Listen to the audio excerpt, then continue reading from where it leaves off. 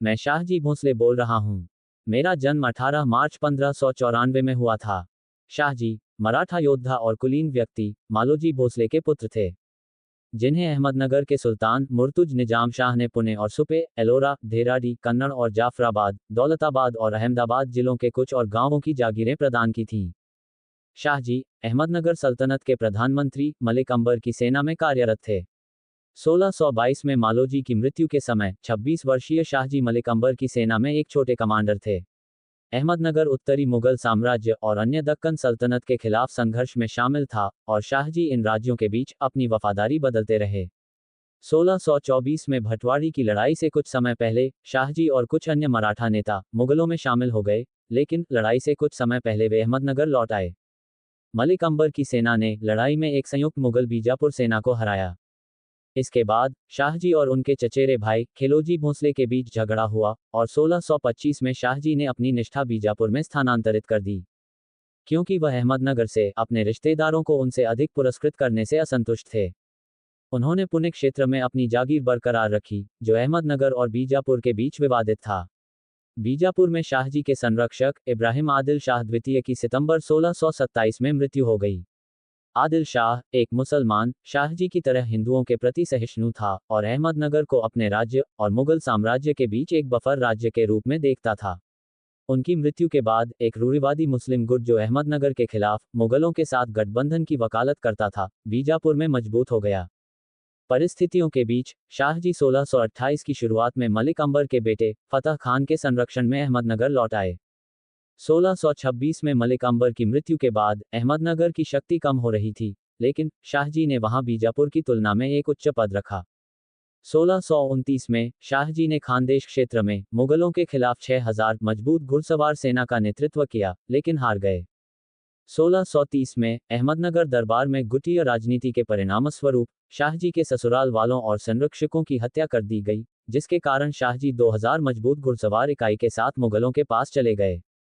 मुगलों ने उन्हें जुन्नार और संगमनेर पर कब्जा करने के लिए भेजा और इन जिलों को उन्हें जागीर के रूप में दे दिया। 1632 में मलिक अंबर के बेटे फतह खान ने अहमदनगर की गद्दी पर एक कठपुतली शासक को बिठाया और मुगलों से गठबंधन कर लिया। इनाम के तौर पर मुगल बादशाह शाहजहां ने उसे वह जागीर दे दी जो पहले शाहजी को दी गई थी।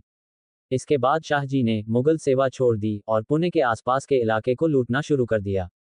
जब मुगलों ने उसके खिलाफ सेना भेजी तो उसने जुन्नार के गवर्नर हुसैन शाह के पास शरण ली और बाद में बीजापुर सेवा में वापस आ गया। 1630 से 1632 तक उत्तरी महाराष्ट्र एक गंभीर अकाल से पीड़ित था, जो महादुर्गा अकाल का हिस्सा था। बीजापुर ने मुगलों के खिलाफ अहमदनगर की सहायता के लिए एक सेना भेजी, जिन्होंने दौलताबाद किले को घेर लिया था, लेकिन मुगल विजयी हुए और 1632 में अहमदनगर सल्तनत की राजधानी दौलताबाद पर कब्जा कर लिया।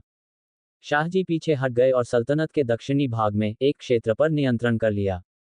इस क्षेत्र में नासिक, पुणे और अहमदनगर शहरों को जोड़ने वाले त्रिभुज की भूमि शामिल थी। मुगलों के बीच लगातार युद्ध के कारण राजनीतिक रूप से अस्थिर थी। शाहजी का क्षेत्र पर नियंत्रण बहुत कमजोर था, लेकिन वह 2000 से 10,000 पुरुषों की सेना बनाए रखने में कामयाब रहे और मुगल विजय के बाद अपने राज्य से भागने वाले अहमदनगर सैनिकों को सेवाएं प्रदान की। इस बीच दौलताबाद में मुगलों ने अहमदनगर के नामात्र के राजा को कैद कर लिया। शाहजी ने अहमदनगर शाही परिवार के 10 वर्षीय मुर्तजा को नामात्र का शासक नियुक्त किया और खुद को मुख्यमंत्री नियुक्त किया। एक साल के भीतर शाहजी की सेना ने जुन्नार और उत्तरी कोंकण क्षेत्र के एक बड़े हिस्से पर कब्जा कर लिया। शाहजी जुन्नार में रहे और एक सेना खड़ी की, जिसमें अपने 12,000 सैनिक थे।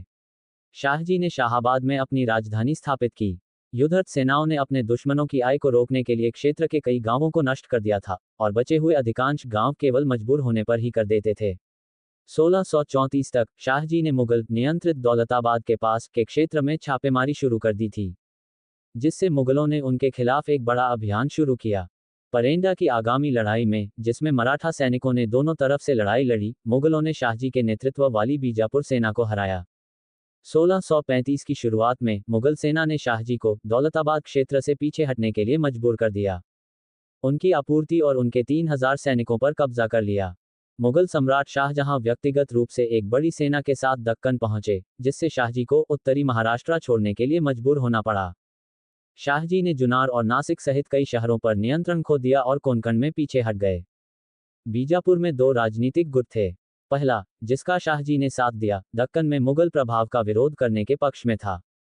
दूसरा, पूर्व अहमदनगर क्षेत्र के कुछ हिस्सों पर मुगलों के नियंत्रण को मान्यता देकर उनके साथ शांति स्थापित करने का पक्षधर था। 1636 में दूसरा गुट अधिक शक्तिशाली होकर उभरा और बीजापुर और मुगल साम्राज्य के बीच एक शांति संधि पर हस्ताक्षर किए गए। इस संधि के हिस्से के रूप में बीजापुर ने शाहजी को अपने अधीन करने में मुगलों की मदद करने या उन्हें मुगल सीमा से दूर तैनात करने पर सहमति व्यक्त की। उन्होंने बीजापुर की सेवा करने का फैसला किया। मुगलों ने महली किले की घेराबंदी की, जहां शाहजी और अहमदनगर सिंहासन के दावेदार मुर्तजा रह रहे थे। अक्टूबर 1636 में शाहजी ने महली और जुन्नार को मुगलों के सामने आत्मसमर्पण कर दिया और बीजापुर सेवा में लौट आए।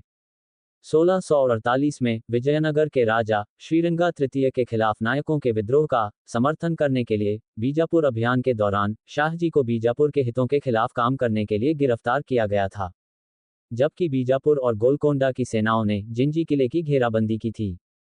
शाहजी ने बीजापुर के कमांडर मुस्तफ़ा खान से स्वतंत्र रूप से काम करना शुरू कर दिया था और जिंजी, मदुरै और तिरुचिरापल्ली के नायकों के साथ बातचीत शुरू कर दी थी।